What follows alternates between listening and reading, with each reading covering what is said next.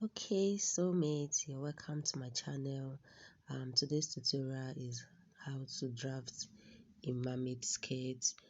You can attach your upper bodice to it, that's the upper part, or if you just want to do the skirt like that, you can see where I'm touching from the waist side. Yeah, that is just the mermaid skirt. Okay, so that is what we'll be learning how to make, and it's so easy and simple. Kindly stay to the end of this tutorial. Now let's get started. The length of this skirt is the length of 41 inches plus 1 inch hemming allowance, that's 42. I'm just repeating the length lines so that I can have a straight line when I roll it. So from the starting point, I already have my ½ inch, that's for joining into the upper part. Now the hip length is 9 inches. Yeah, from the hip length, I'm just trying to connect the lines also, the way you see me doing like that. Now from the hip length, I'm going to be getting our nail. Now, and how do you get your nail length? You're going to measure your client from the waist to the top of the nail. Then whatever you have there, you will minus 5 inches from it. So for this person, when I measured her nail length is 23 inches. So 23 minus 5, we have 18. So that is what I'm using. I'm using 18 inches for her nail length.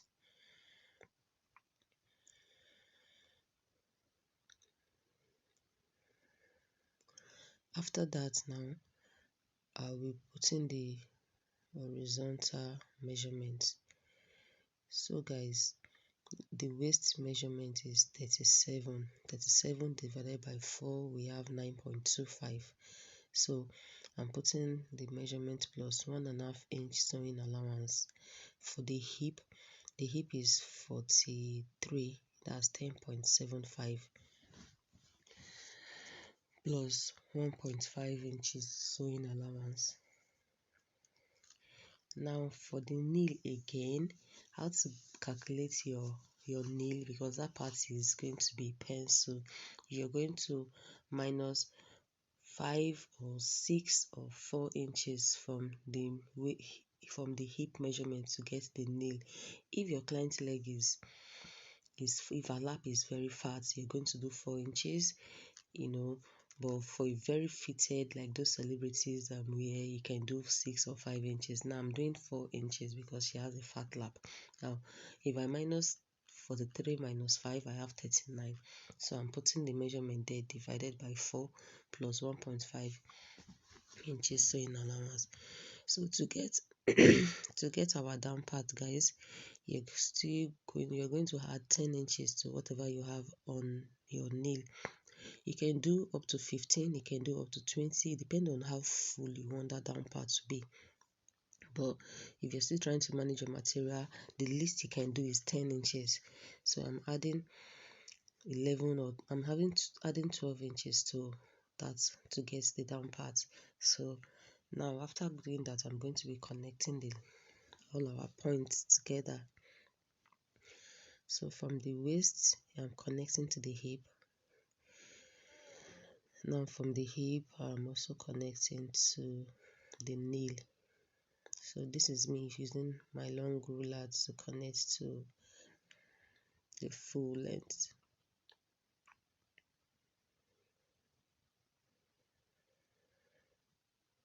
So at that nail point, you can just do well to avoid sharp or curvy or too curvy. Just use your hand to just shape it a little. So we are done drafting the front, guys. Now I'm going to be cutting it. I just want to pin so that when I place it on the back, it will be easy. So that is me cutting it. I'm cutting it out. So after cutting, guys, I now place it on the back, and the back, you have to leave enough space before you place your your front on it, and I'm just trying to roll all our lines together, connect it, because we'll be forming the zip allowance now and also our butt allowance. So means that butt allowance is very, very, very important, so you need to pay attention to this. So I am using 1 inch for the zip allowance on the waist side. Now going to the hip, I'm using 1.5 inches. Yeah, so after that, that's 1.5 and the waist is 1 inch. Now from the hip, guys, you're going to go down by 5 inches. I repeat, 5 inches, because that place is the butt allowance. So you connect from the waist of 1 inch to the hip of 1.5. Then from the hip there, you're going to connect to that 5 inches. Just see the way I'm doing like that, the way I'm connecting. Now if you notice, on that 5 inches there is no zip allowance there. Yeah, that is, yes, a very important thing, because when your client sits, he's going to give her enough room for her butt, to accommodate her butt. Now the rest part from that place to the knee, there is no zip allowance. You can see the way I'm rolling it straight like that. Guys, if you've watched my skirt tutorial, or my gown tutorial, you already know. I'm sure most of you are used to this point, to this pattern. So after that, guys, we will be getting the tail at the back. Some people extend their tail from this 5 inches, while some extend the tail from the nail. But for this tutorial, let's extend it from the nail. So guys, what I have there is 12.5 inches. Like I said, it depends on how plenty your material is. You can play around with plenty fabric, but when a client give you fabric, you just have to manage it to get what they want. So I am doing 12.5 at that down part. That is what I have there. So you'll be connecting it from the nail, the way you see me doing like that. You connect it to the nail like that. Yeah, okay. So guys, if you're working with an Ankara fabric, because this fabric is a lace, I'm still going to be cutting the lace, but this is the lining part inside.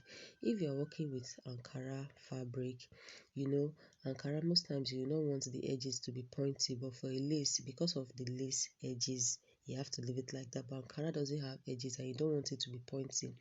You're going to measure from the nail straight to the full length like that. Whatever you have there, I have 24 inches there.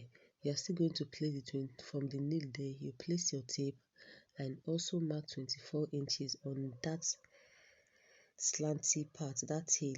Yeah, it is not always the same length, so you connect from the front pattern, you connect it to where 24 inches get to on that place.